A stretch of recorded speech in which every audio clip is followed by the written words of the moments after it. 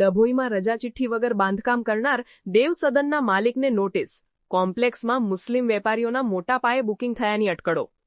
ડભોઈ મુકામે શિનોર 4 રસ્તા પાસે મોકાની જગ્યા ઉપર ફાઇનલ પ્લોટ 130માં દેવસદન કરીને કોમર્શિયલ કોમ્પ્લેક્સના બાંધકામ બાબતે વિવાદ ઊભો થયો છે. ડભોઈ સર્કિટ હાઉસની સામેની જગ્યા કે જ્યાં અગાઉ લાકડાના બેન્સા હતા તે જગ્યા પર માલિકો દ્વારા કોમર્શિયલ કોમ્પ્લેક્સના બાંધકામની જાહેરાત કરેલ છે.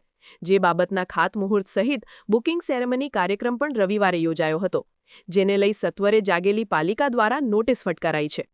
એક તરફ નગરપાલિકા પરવાનગી વગરના બાંધકામ બાબતે નોટિસ આપી કાર્યવાહી કરે છે, ત્યારે બીજી તરફ આ જ કોમ્પ્લેક્સના બુકિંગ સેરેમનીમાં નગરપાલિકાના પ્રમુખ બિરેન શાહ સ્ટેજ ઉપર બેસી અભિનંદન આપતા જોવા મળ્યા હતા, જેથી સત્તાપક્ષ અને અધિકારી વર્ગ આમને સામને હોવાની ચર્ચાએ વેગ પકડ્યો છે.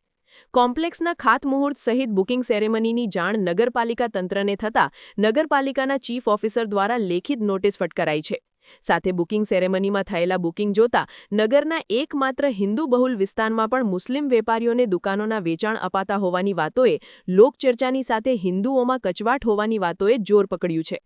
ઉલ્લેખનીય છે કે પાલિકા દ્વારા જે નોટિસ પાઠવેલ છે, જેમાં સ્પષ્ટ કારણોનો ઉલ્લેખ થયો નથી, પરંતુ આ બાબતે નગરપાલિકાની પરવાનગી કે રજા ચિઠ્ઠી મેળવ્યા વગર જ કામકાજ શરૂ કરેલ હોવાનું નોટિસ પરથી જણાઈ આવે છે.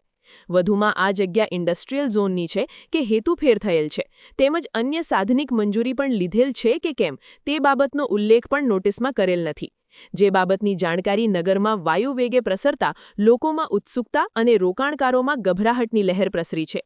અત્રે એ પણ નોંધવું રહ્યું કે ડભોઈ અને આસપાસના ધરમપુરી, તરસાણા, વેગા, શિરોલા સહિતના વિસ્તારમાં રજા ચિઠ્ઠી વગર જ અને પ્લાન પરમિશન વિરુદ્ધના બાંધકામોએ માજા મૂકી છે. સમાચારની અવનવી અપડેટ જોતા રહો નિખરતા ગુજરાત ન્યૂઝ સાથે. નિખરતા ગુજરાત ન્યૂઝને લાઇક, શેર, સબસ્ક્રાઇબ કરો અને બેલ આઇકન દબાવીને સમાચારની ઝડપી માહિતી મેળવો.